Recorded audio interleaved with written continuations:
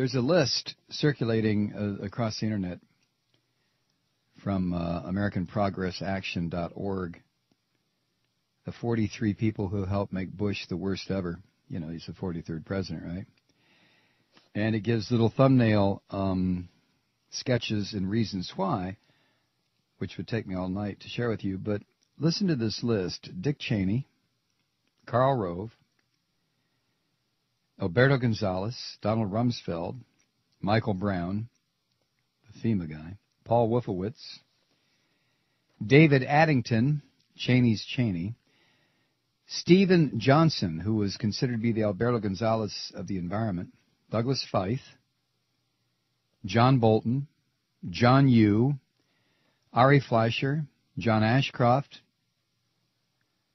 Treasury Secretary Henry Paulson, L. Paul Bremer, remember the guy that took over the Coalition Provisional Authority, Bradley Schlotzman, in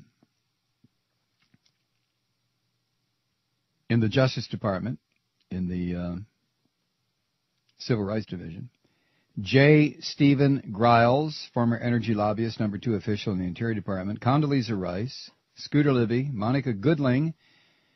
She was with the Justice Department, a graduate of Pat Robertson's Regent University.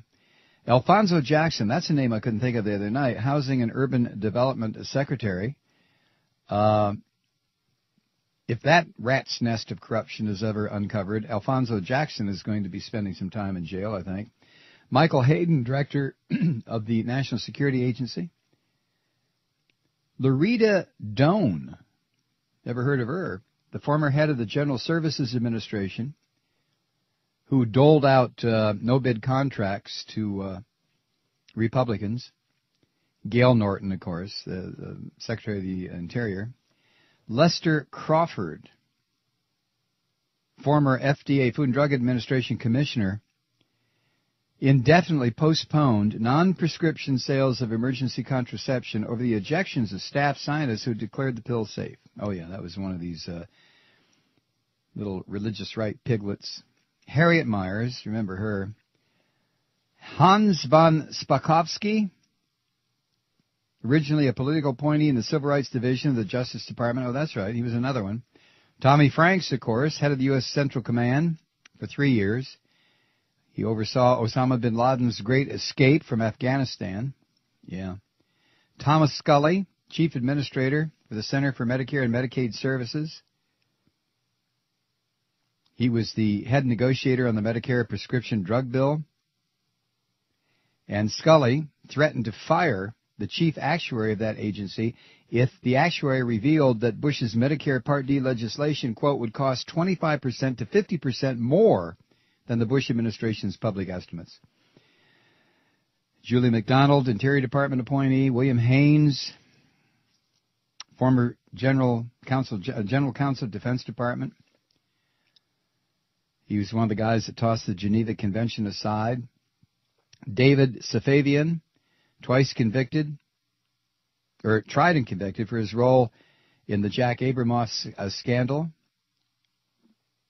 James Connaughton, Chairman of the White House Council on Environmental Quality. William Lutai, former Navy officer and Cheney aide. Susan Orr, Assistant Deputy Secretary for Population Affairs from the Family Research Council. Christopher Cox, that thug, California congressman who wound up destroying the functions of the Securities and Exchange Commission. Elliott Abrams, you know him. Convicted mass murderer, pardoned by Bush's daddy. Philip Cooney, former oil lobbyist, who served as Chief of Staff of the White House Council on Environmental Quality. Colin Powell. Elaine Chao, Labor Secretary, married to, she's the beard for Mitch McConnell, the gay senator from Kentucky. Julie Myers, who is she? Oh, she was head of Immigration and Customs Enforcement. Wade Horn, Assistant Secretary for Community Initiatives, Department of Health and Human Services, funneled millions of taxpayer dollars into right-wing abstinence-only programs. George Deutsch. Oh, that was that 20-something punk who went to work for NASA and told the scientists working there that what they were putting out was unacceptable because it was politically incorrect. And then, of course, that's 43 of them. The dishonorable mentions go to Bush appointees who didn't quite make the list, included a child pornography aficionado, a patron of hookers, a shoplifter, a mail fraudster, an operator of illegal horse gambling ring, and a CIA official who took bribes in the form of prostitutes. This came in courtesy of our military affairs correspondent, Sharon Gordy. Thanks, Sharon. You can find this at Progress at AmericanProgressAction.org. And the thumbnail sketches of these monsters is, it's just unbelievable where these people came from. You know, George Bush standing out there last night with his farewell address, with that dung-eating smirk on his face, who, I think Oberman, on his program tonight on MSNBC, went down another list of all the incompetencies and crimes and illegalities and deceptions and hypocrisies that this rat bastard perpetrated while he was in the Oval Office after having stolen the presidency to begin with.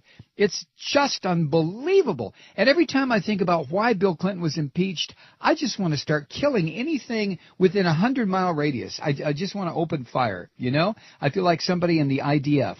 That's how insane I've become when I start thinking about, well, they got Clinton for what? Oh, that's right. Yeah, he and Monica. Okay. And this guy, this George Bush bastard. And then when I think how the Democrats who had every opportunity to nail this son of a bitch as the Constitution requires, and they didn't. They let him walk. And President Barack Obama apparently is going to let him walk. Oh, God.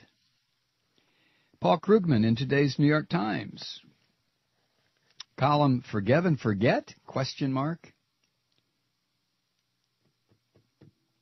He says if we don't have an inquest into what happened during the Bush years, and nearly everyone has taken Mr. Obama's remarks on ABC last Sunday to mean that we won't. It means that those who hold power are indeed above the law because they don't face any consequences when they abuse their power.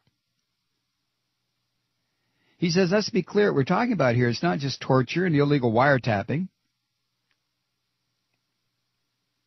The fact is that the Bush administration's abuses extended from environmental policy to voting rights, and most of the abuses involved using the power of government to reward political friends and punish political enemies. It just goes on and on. I mean, my God, if the list of this bastard's crimes and the crimes of those people who were so willing to do for him what Monica did for Clinton, if that list were ever put together, Jesus God, it would take a week to read it. And Barack Obama is going to repeat what Clinton did and let all these criminal sons of bitches walk? Really? Are you going to do that, President Obama? Are you going to do that?